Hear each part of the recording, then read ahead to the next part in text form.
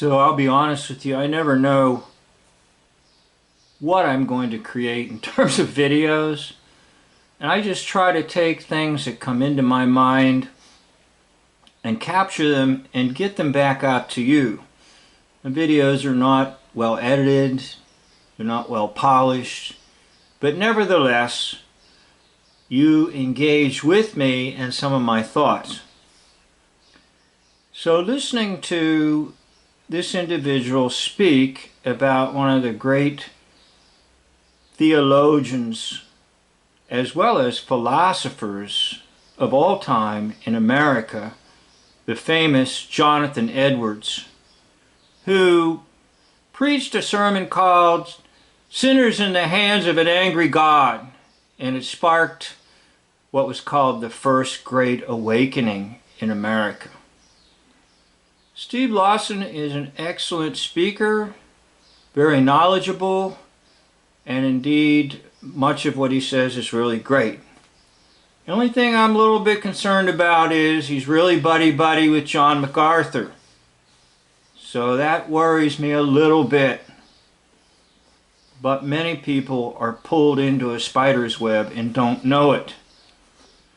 So anyhow, Lawson is talking about Jonathan Edwards in the close of his life.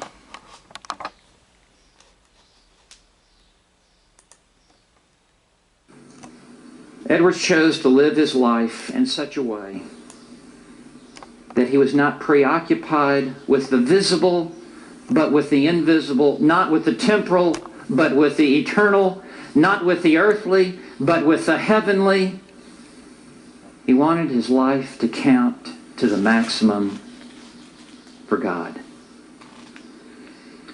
So fast forward, if you would, to the end of his life. So how did Edwards die? What did it look like on the last day of his life? Well, it is by no coincidence that after age 18 and 19, Jonathan Edwards did become the greatest preacher, the greatest pastor, the greatest theologian, the greatest author, who preached the greatest sermon. It wasn't because he had time to kill and he was just shuffling through life, looking for something to do. He had purpose, he had intention, and he was resolved. He became the third president of Princeton following his own son-in-law. And Edwards, you know the story of the end of his life. As soon as he was inaugurated and became president of Princeton, he was resolved to write the history of the work of redemption. It would be his magnum opus. It would be in the league of Calvin's institutes of the Christian religion. It would be up there with Luther's The Bondage of the Will. 1 month into his presidency, on February 13th, 1759, Edwards was inoculated for smallpox. He was the president, set the example for the student body. Everyone needs to be inoculated for smallpox. I, the president, will be inoculated to show you that it will not harm you. He took the smallpox vaccination, and tragically it had the very opposite effect on him. His throat began to swell to the point that he could not breathe. His wife, Sarah, was back in upstate New York, there where he had ministered to the Indians on a 5th grade level. He has now come to Princeton, New Jersey to assume this presidency. He is there by himself with only his daughter Lucy at his bedside.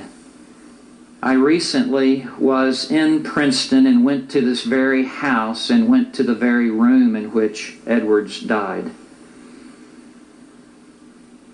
Dear Lucy, it seems to me to be the will of God that I must shortly leave you.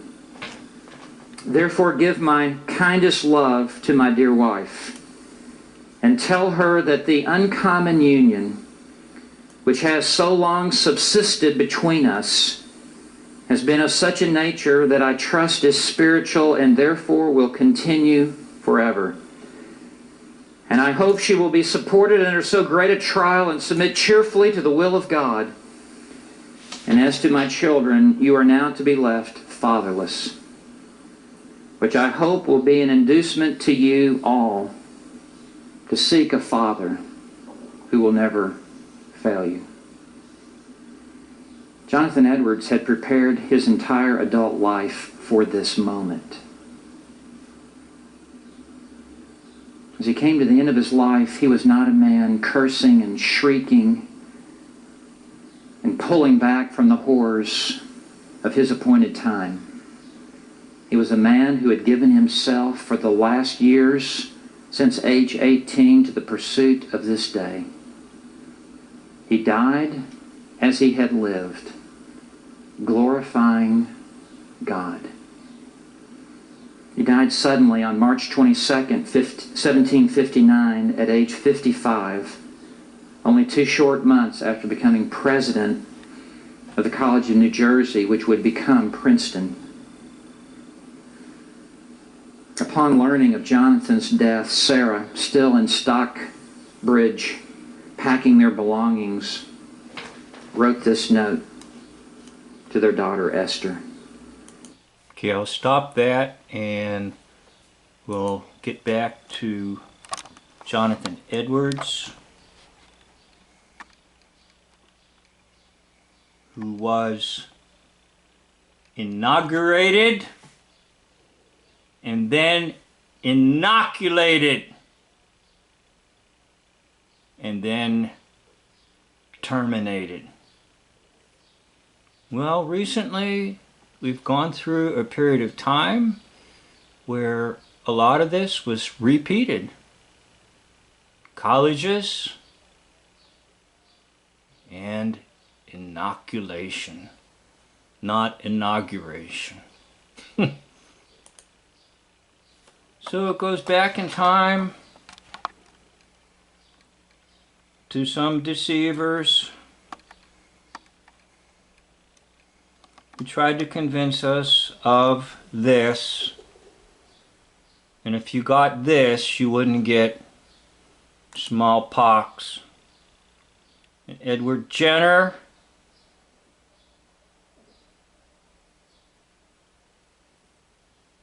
will then develop the concept of inoculation.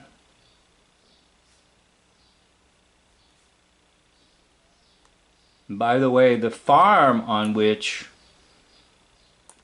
this was supposedly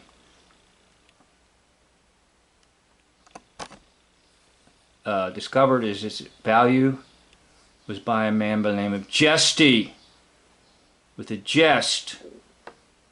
I did a video on that a long time ago about a farmer and jesting.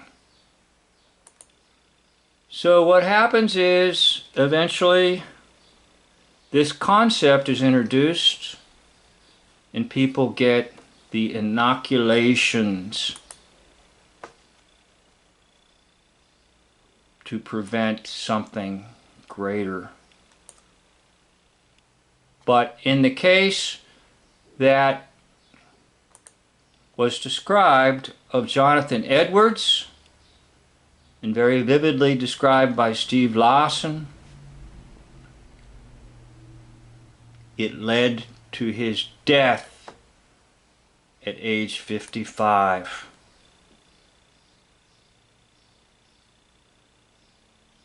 Now I could tell you valid information about life experiences that I have seen and observed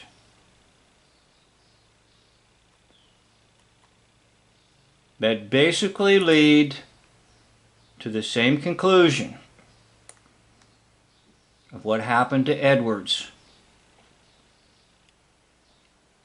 Following inauguration was inoculation, and then termination at age 55. Or, rather than termination, there could be consequences. We just went through this, and it happened all over again. Because we believe in people like Jenner. Oop, that's not the right one.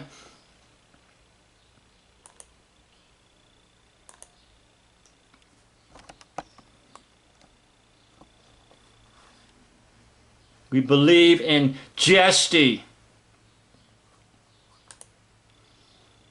We believe in milkmaids. We believe in cowpox. We believe in inoculations. Anyhow, I beat around the bush mostly because if I'm too direct, things get removed. You get the point. Inauguration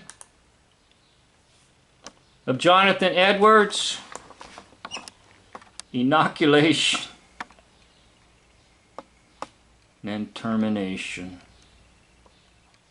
What a pattern. What's the moral of the story? You're an intelligent viewer. I'd like to thank you for watching this video.